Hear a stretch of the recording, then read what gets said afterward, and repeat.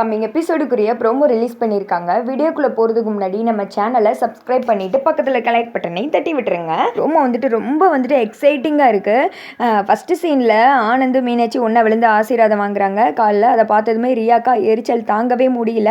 அடுத்து எல்லாருமே வரிசையாக ஆசீர்வாதம் வாங்கிற பாட்டிமாவும் அந்த இடத்த விட்டு நல்லபடியாக கிளம்பிடுறாங்க. அதுக்கடுத்து தான் பூகம்பமே வெடிக்கு. ஆனந்த் விறுவிறுன்னு ரியா கிட்ட சண்டை போடுறாங்க. எதுக்காக இப்படி என்ன எல்லாம் ஏமாத்தினேன் அப்படின்னு சொல்ல, நான் என்ன பண்ணேன், நீ தான் என்ன கழட்டி விட்டுட்டு மீனாட்சி கூட சேர்ந்து காலில் விழுந்து ஆசீர்வாதம் வாங்கினேன். நான் தான் அப்படி பார்த்தா உன்னை திட்டணும் அடிக்கணும் அப்படின்ற மாதிரி சொல்லிட்டு இருக்க. வாயை மூடு, நீ பணத்துக்காண்டி தானே எனக்கு கல்யாணம் பண்ண, எனக்கு எல்லா விஷயமே தெரிஞ்சிருச்சு. நீயும் மதுவும் பேசின வீடியோவை கார்த்தி எனக்கு காமிச்சிட்டான் அப்படின்ற மாதிரி அந்த வீடியோ போட்டு காமிக்கிறாங்க. அதை பார்த்ததும் அதிர்ச்சி தாங்க முடியாமல் ரியா ஒரு மாதிரி முறைச்சிக்கிட்டே நின்றுட்டு இருக்காங்க. அந்த இடத்துக்கு ஃபேமிலியில் இருக்கவங்க எல்லாருமே வந்துடுறாங்க. இது அவன் மட்டும் பண்ண தப்பு கிடையாது, நீ பண்ண தப்பு தான் அப்படின்றதும் போலீஸில் பிடிச்சி கொடுக்க போகிறேன் அப்படின்னு சொல்லிட்டு ஆனந்த் ஒத்த கல்லில் நிற்கிறாங்க. ஆனால் அவங்களோட அம்மா அப்பா குடும்பத்தில் இருக்க மற்றவங்களாம் சொல்கிறாங்க, போலீஸில் வேணாம், ஏன்னா ஏற்கனவே நீ பண்ண காரியத்தால் அசிங்கப்பட்டு நின்றுட்டு இருக்கோம், இதில் போலீஸா அதுன்னு போனால் தேவையில்ல பிரச்சனை தான் வரும், ப்ளீஸ் இதோட விட்டுரு அப்படின்ற மாதிரி சொல்லிட்டு இருக்கேன்.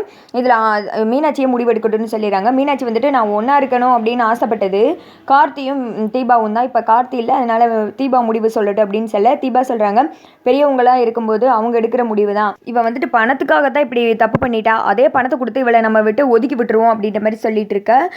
இதை கேட்டதுமே அபிராமி ஓகே அப்படின்ற மாதிரி இருக்கும்போது ஐஸ்வர்யா சொல்கிறாங்க, பணமா, எந்த பணம், உன் வீட்டிலேருந்து கொண்டு வந்து வச்சிருக்கியா, உங்கள் அம்மா அப்பாவுக்கே வழி இல்லாமல் தானே இங்கே கெஸ்ட் ஹவுஸில் தங்க வச்சிருக்க, ஏன்னா நீ ரொம்ப ஓவராக பேசிகிட்டு இருக்க, பணம்னா உங்ககிட்ட இருந்து எடுத்துக்கூட அப்படி இப்படின்னு பேச அருணுக்கோ வந்துடுது. அப்படியே கண்ணத்தில் 4 போடு அப்படின்ற மாதிரி நம்ம நினச்சிக்கிட்டு இருக்கா. அருண் விளாசுன்னு விளாசுறாரு ஐஸ்வர்யாவை, என்ன நீ இப்படி பேசிகிட்டு இருக்க, அந்த ரியாவும் நீயும் கூட்டணின்னு நல்லாவே தெரியும், இப்போ என்ன நடிகிறியா, சும்மா இருந்துரு பார்த்துக்கோ அப்படி இப்படின்னு சண்டை போட்டுக்கிட்டு இருக்க.